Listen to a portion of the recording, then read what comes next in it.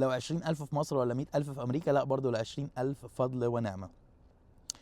طيب هو انت كبنت مالكيش ان انت تقولي الكلام ده ليه بقى؟ لان كل الكومنتس اللي جات لي من بنات، الكومنتس اللي بالاسلوب ده جات لي من بنات. البنت ولا بتشتري شقه، ولا بتجهز الشقه، ولا بتحجز قاعه، ولا بتشتري ذهب، ولا بتقدم مهر، ولا بتمضي مؤخر، ولا بتمضي قايمه، ولا بتعمل اي حاجه من الكلام ده.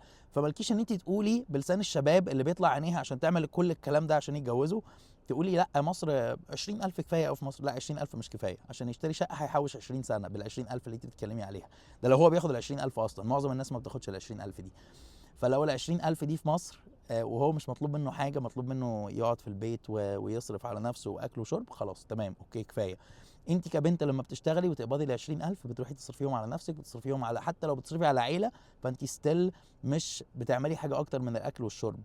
الراجل بيودي دكاتره، الراجل بيشتري شقه، الراجل بيجيب مهر وساعات الراجل بيجيب عربيه وبيجيب هدايا وبيجيب.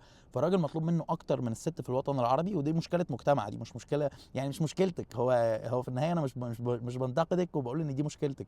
انا بس بوضح نقطه للبنات اللي كاتبه كومنتس ممكن ما تبقاش واعيه عنها، انه انت لما بتاخدي 20,000 بيكفوكي، بس الولد لو اخد 20,000 ما يعملولوش حاجه. فاهمه حاجه؟ فالرجاله محتاجه تسعى اكتر من البنات بكتير، بسبب ان هم عليهم ضغط وعليهم متطلبات من المجتمع. بس يعني لمجرد ان هو راجل، احنا ما عندناش عدل ومساواه في حته الرجوله والست. احنا الست بتاخد المساواه لما بتبقى مناسبه ليها، وبتسيبها وتقول انا ست وانت راجل لما بتبقى مناسبه ليها برضه. فربنا يكرم الجميع، وربنا يسهل الحال لكل الشباب، وربنا يرزق كل من هو محتاج او كل من هو نفسه في حاجه. وكل سنه وانتم طيبين.